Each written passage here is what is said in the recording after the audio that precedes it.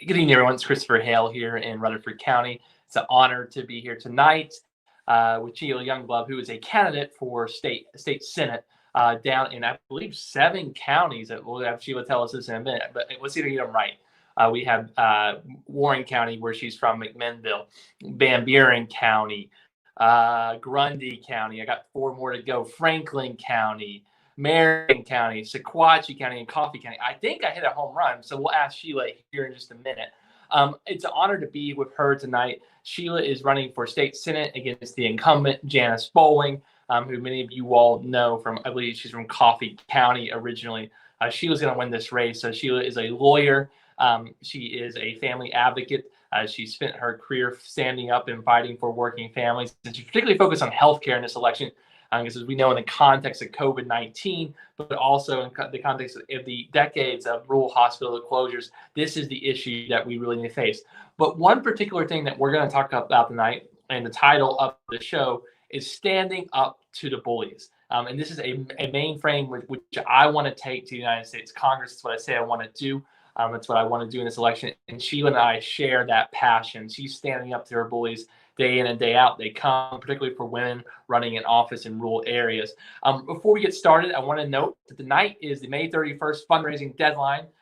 We are about to set a record, a grassroots fundraising record for Tennessee. But I need you right now to chip in to help us get over the top. Even if you can only give $5, it goes a long way. It doesn't feed me, it feeds this movement.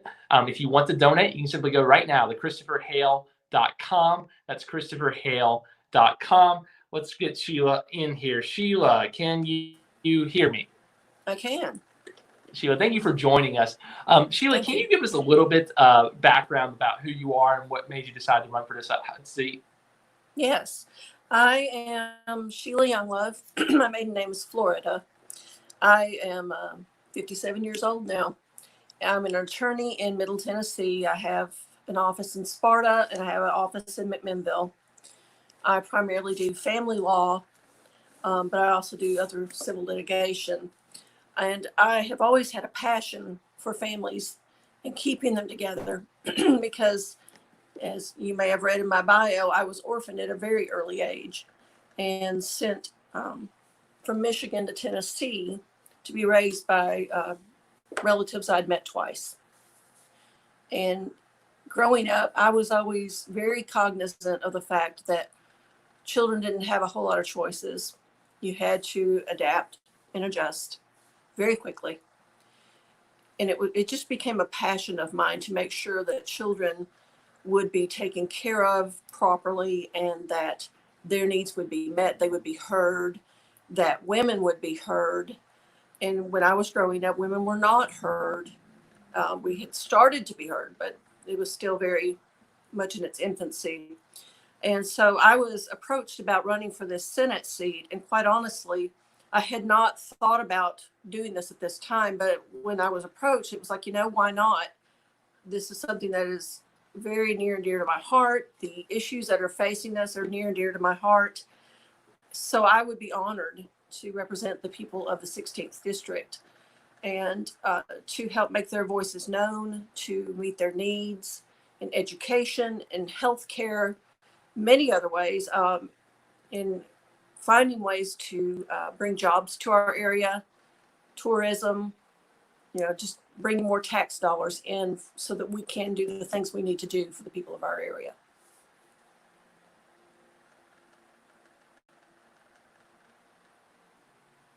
One of the things that I think is interesting about your candidacy is you are a lawyer.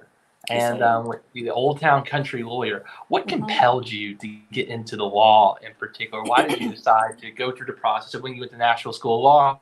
You took the bar exam and all the rest. What compelled you to pursue this career in particular? Well, actually, my childhood. Like I said earlier, I was born and raised in Michigan until I was 8. And without any say-so whatsoever in what happened with me after my parents passed away, I was shipped off to a different state with relatives I barely knew, was rarely allowed to visit with my biological siblings. Fortunately, the relative that raised me was very good to me, and her sons treated me as their sister. They still do. They're wonderful people. I was one of the lucky ones. There are many children who are not so lucky. And it was always something very near and important to me to make sure that other children were seen and heard and that their interests were taken care of. So that's a lot of what I do. I do divorces and things of that nature, but I also do a lot of advocacy in the Department of Children's Services, for either one of the parents or as a guardian ad litem for the children. And I really do like doing that because it helps me to get the children's voice to the court.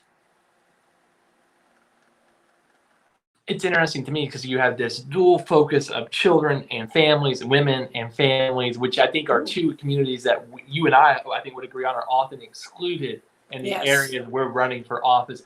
So Sheila, I want to talk to you a little bit. I come to this race as a white male Christian, which is the majority of our politicians. I think about 90% of the politicians in the state of Tennessee have that same identity as me, a white male Christian. Can you talk about running as a woman in rural Tennessee, both the joys of it, but also the difficulties? What are things that you come against running for office? Let's start with the good stuff. Okay. The joys of it have been I have received unexpected support from several different areas, and I'm very grateful for that support. People have been so welcoming to me, and people who I didn't even think knew me have sent me messages of encouragement and support. We're rooting for you. We're going to vote for you. Please put a sign in our yard. We can't donate much, but here we'll donate what we can to you. And I've really just been amazed at the welcome that I've received in areas I really didn't expect it. And I appreciate the opportunity to represent them. I'll go over to the less than joyful side. I have been bullied online by people who really don't know me. They have made claims that are completely untrue. And I think you get that in any bigger election. You're going to get people who are out there casting aspersions about you when they don't know what they're talking about. I've been called a witch, and I don't think they meant that in a good way. And I've been called a horrible monster, a horrible person. They've claimed that I have bankrupted several businesses, none of which is true. And I just think it's amazing that somebody would just blast your reputation when they don't even know you. And of course, they can't bring up any proof of any of this because there's no proof to be had. It's not true.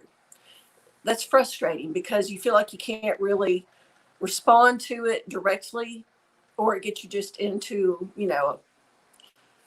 a shouting match that's unnecessary, or it puts you on the defensive, and I have nothing to hide. So I really, have struggled with approaching that other than, hoping that karma will pay them back, which I truly believe happens, and hoping that they will see eventually that what they're doing is only hurting them. Well, and What I think based on that, Chris. Well, I think one of the things I've got to say is I think that means you're winning. When people start coming out of the woodwork, Sheila, I promise you, it means you're making a difference. If they ignored you, that means that you're not doing much. But the fact that they're coming after you, Sheila, and you're a strong woman, you're a lawyer, you're a fighter, you're a working woman, you've come up from tough times to make great things happen for our families and our community. I think they're terrified of you. I think the competition is absolutely terrified of you. I would be terrified running against you. I think that I would be absolutely terrified running against you. I did not meet you until this campaign. But what I learned about you in the past month is Sheila Younglove is everywhere. You are throughout this community. You are planted, and you have relationships everywhere, and everyone seems to know you and seems to know that you stand a fighting chance in a very conservative district. And I think the reason why is because you stand up to the bullies. I'm a man of faith, but one of my favorite stories is David versus Goliath. But what's remarkable about it is we always talk like, oh, poor David. He just, he kind of sullied up there and what a miracle. But David came with a slingshot. He came with a slingshot, and you've Yes. gone in the courtroom, and you have been Sheila Younglove spent her life being the defender of Davids. Davids who just simply want to go to work and make a living for themselves and their families, pursue their dreams, Yes. Love their family, and make Tennessee a little bit better than they found it. And they've gone up against the Goliaths. And the Goliaths are, it's 1,000 different things we're facing. We'll talk about some of these. Goliaths are this healthcare system that does not serve us. The Goliaths are the jobs that don't pay well. The Goliaths is this COVID-19 that our government was not prepared for and did not take great action to defeat. But you have spent your entire life being the defender of David's against the Goliaths because you came with a slingshot. Yours was an education. Yours was the vocation as a lawyer. And I think that people are noticing you. And I honestly, your name has surfaced time and again as I've gone across my congressional district, which almost perfectly overlaps with your soon-to-be state Senate seat. And I think that what people know about you is that you're a fighter and that you'll fight for them. But let's talk about some of the Goliaths here. What are the biggest Goliaths we are facing as a community, especially in the context of the greatest health emergency of our lifetimes? Well, I think that one of the biggest things we're facing is that people think that once they walk out their window, I told somebody today that I've noticed that not as many people were wearing masks today when I went to the grocery store. And the only thing I can figure is they think, okay, if I don't immediately fall ill and die from this, then, it's gone away. There's nothing to worry about. We have to remember, though, that COVID-19 is insidious. It works slowly at first, and then boom, you're gone, or you're very sick. I have a sister that's a nurse that's working in Flint, in an area that's been very hard hit by COVID, and she's terrified. She has to go in and work, and she's terrified. She is, masked up, and she has PPE to the nth degree of her own making because there wasn't enough in the hospital because enough PPE was not provided. I believe that we can all agree that the current administration was caught with its pants down on this one. They didn't get the PPE to the people that needed it desperately, the hospitals, the cancer patients, people of that nature. But we also have to look at healthcare itself. It's not just the COVID part, it's anything. Our Tennessee is one of the least healthy states in the union. And part of that is because we have rural areas where people are poor, they're the working poor, they can't afford insurance, they don't qualify for TennCare because instead of being at that 138% below the national poverty level that it takes to get TennCare, they're at 137%. So they're out of luck and they can't afford private insurance. We've got to change that. And Chris, I think that we can do that with Medicaid expansion. And I think that Governor Haslam, was Republican governor. He introduced that back in 2014 and his own party shot him down on it. Perhaps it needed some tweaks to it, but what doesn't? But his own party shot him down. My opponent actually voted against Insure Tennessee, which Governor Haslam had introduced, but sort of I didn't know what else to do. Nobody else was in favor of it, so I guess I won't be either. So we've got to tackle this, Chris. Well, it's remarkable to me. If you look, Janice Bowling, from a prominent family, been in public life and politics for a long time, and actually ran and lost. Sorry, Janice, she lost to my predecessor, Lincoln Davis, in 2002. But what's remarkable about the Janice Bowling of 2020 is the Janice Bowling of 2020 opposes and wants to repeal the entire 20th century. She does not want any of the 20th century left. She doesn't want healthcare. She doesn't want public healthcare, Medicaid, Social Security, civil rights, worker rights. She's opposed to it. She doesn't want to make it easier for the elderly to vote, which is remarkable to me. And I do not understand. Janice, I thought was reasonable at some point, but I think she lost her mind at some point down the road. She went with the crazy part of the party, and she's never coming back. And it seems that year after year after year, she has fallen to this nut wing part of the Republican Party that doesn't have a sense of up and down. And to me, the biggest thing you just highlighted is Medicaid expansion. You know, I hear all and all about pro-life, or these pro-life values. Well, if you are pro-life, the number one thing you should do in the state legislature is pass Medicaid. It will decrease the number of abortions by 40% in 5 years. Nothing that the legislatures don't doing is going to attack this issue. They do all these I call them virtue signal bills, but basically it becomes a cottage industry. What they do is they simply rev up the base on these issues that they have no intention of working on, and then do it every 4 years. I think Janice Boland's going to run on abortion until she's dead. I mean, that's like the only thing she's going to run, but she's never going to solve it unless you pass Medicaid, and you will. And you will. And the thing that's remarkable about this is it matters particularly to our rural communities. We know that, right? It saves rural hospitals. I know in your congressional district, there's several hospitals, your state senator, there's several hospitals that are closed down, and many more that are under threat. And if they were on their knees, COVID's going to knock them out completely. And so let's talk about a little bit more. Let's go beyond this for a second. Education.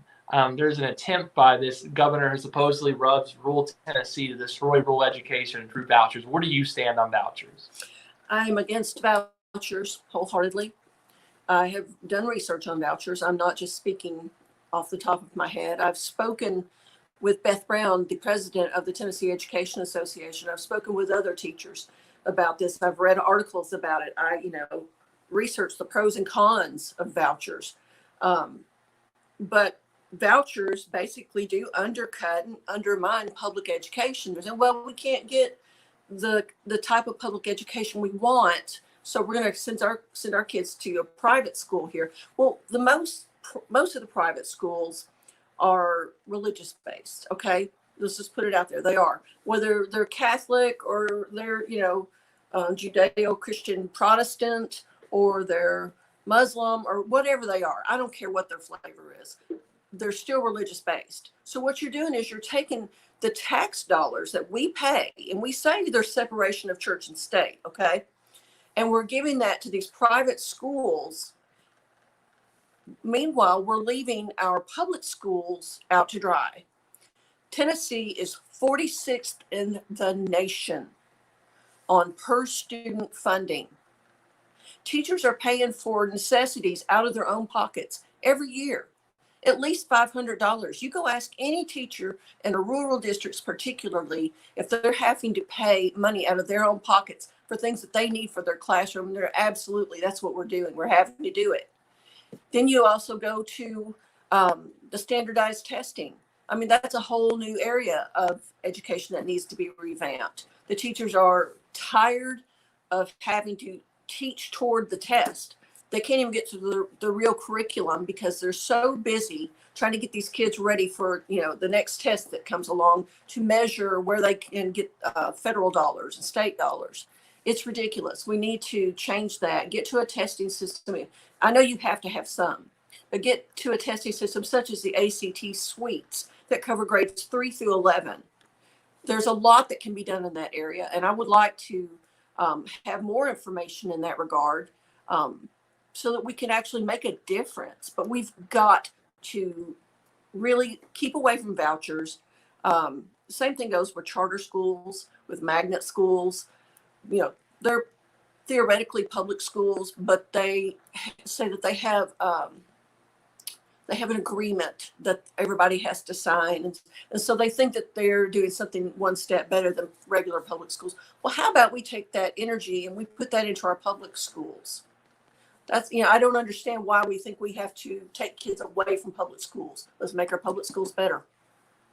Well, you're absolutely right. I am a person of faith, a Catholic, but I can assure you that there's a lot of white evangelicals, mainly evangelicals, who wouldn't like some of the things they teach us in Catholic school.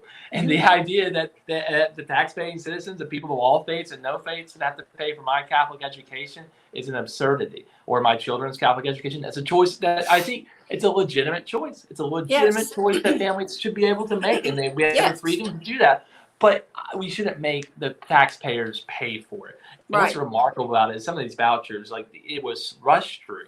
It was rushed through the state house and state senate. Yes. The rumor is that the feds came in and investigated it. The FBI came in and investigated. TBI came and investigated because of kickbacks with our disgraced speaker, former speaker Glenn Cassida. But what's remarkable is there's still the governor. The bill has been effectively shut down by the state, but by the courts. But the governor still wants to pursue it right now. Right now, tomorrow, in the state legislature, Janice Bowling and company and the Republican legislature is going to try to push through vouchers. Still, in the midst of the context. Let's talk a little bit about this legislature. We took a understandable break because of what happened with COVID-19, and they're coming back. It's remarkable to me, though. It looks like the three things they're focused on is this unconstitutional fetal heartbeat bill, which won't reduce an abortion by a dime in the state of Tennessee, won't do a darn thing on it. Vouchers, the fake news bill criticizing CNN. Just watch Fox. Who cares? Like, you don't need to hassle. You don't have to see it. Why is it the Republican Party is obsessed with what I call cholesterol issues when our patient is dying? Why aren't they going after the heart of issues? What do you think the reason is behind it? What's the reason for that? Well, number one, I don't think they have the answer. Number two, I think they're afraid of the answer. I think they don't want to put money where it needs to be put. And I'm not saying that you should be fiscally irresponsible. I do believe in fiscal responsibility. But when you are not putting money where it needs to be put, you are endangering your citizens. And Chris, I think that's what's going on here to a great extent, is that we're so busy trying to make our point about something. Like you say, we're worried about your cholesterol when you're actually, in fact, there are other people around you that are just dying. And we're going, well, let's put our finger in this hole of the dam and we'll keep the leak out, but they're forgetting the main picture. So I think that it's a lot of things. I think you spoke to it a while ago that, the Speaker Cassida was being investigated, was disgraced. Unfortunately, I think there's a lot of people who don't mind doing and saying things for whatever reason, just to follow a party line. Sure. Well, they lose their sense, their bearings, their sense of reality. And it seems that our friends on the other side have lost any sense of bearing and Tennessee values, and they've lost a sense of where they come from. And what's interesting about Janice Bowling, and she might be from Tullahoma, but she went to Nashville and she's never coming back. She's become a Nashville swamp creature, like my incumbent congressman, who basically lives in Northern Virginia. I hope he enjoys Arlington because he's never here with our people fighting for us. And that's what happens. I mean, that's what happens. Janice Bowling's been in that office for, God knows, 16 years now. And people lose their bearings. And I think Janice Bowling cares more about her lobbyist friends at AT&T and Core Civic and Verizon than she does about the families of our state district, of our state Senate district. Well, we have a few. Go ahead. You first. What do you say? No, you first. Something that I was totally amazed by with Miss Bowling, and she's probably a nice lady. I've never met her personally, I can say that, but she had put forward a bill earlier this year to deregulate licensure, and in fact take away licensure for like 27 different professions, including cosmetologists, barbers, embalmers, real estate appraisers, some very important areas that need licensure. They need accountability. And the bill was put into committee after she got a lot of criticisms, and she's like, oh no, it's killed. It's totally killed. It's not a word. Well, it's not killed. It's merely dormant. I'm adamantly opposed to that. And I don't know why she can't see the ridiculousness of that bill, how many people's incomes and livelihoods it would hurt. It would kill them. You have somebody who doesn't go to a cosmetology school that's accredited or that's at least well thought of, and they come out and they don't have to have a license to do your hair. You go in to get your hair done and you may come out with no hair. That's plain and simple. And then they have that ability to undercut pricing on the people who went the distance, and they maintain their licensure, they maintain their continuing education. And it's ridiculous to me that that was even thought of as something that you would want to do. So I have heard that it is coming back up, that the gentleman who co-sponsored that bill with her is bringing it back. And I am adamantly opposed. And if I go to Nashville, I don't care a bit to stand up and say this is ridiculous.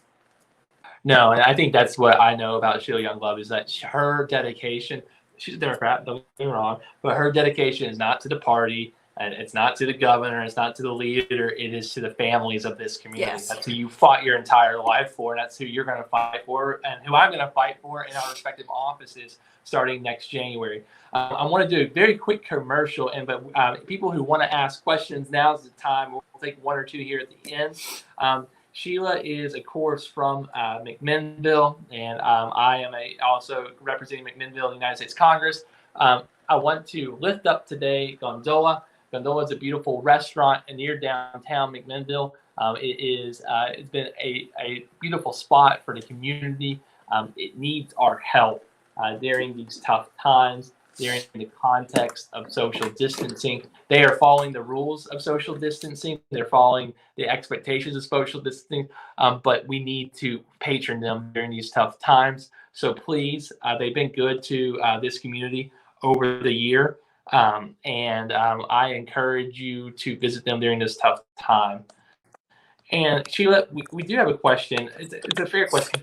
So you were talking a little bit about the licensures issue, and this is and I think the nuance here you can provide for us. Jair asked Nandas, some licensures are barriers to employment. What can we do to address those? Okay. Some licensures are barriers to employment. What can we do to address those? Well, in the areas that she was talking about in this bill, I think that you have to have your licensure, Jair. I'm trying to see. Let me put my glasses on so I can see better here. I was trying to go without them for the glare. No worries. Take your time. I can't see it. I'm 31 years old. I should get glasses. Hey.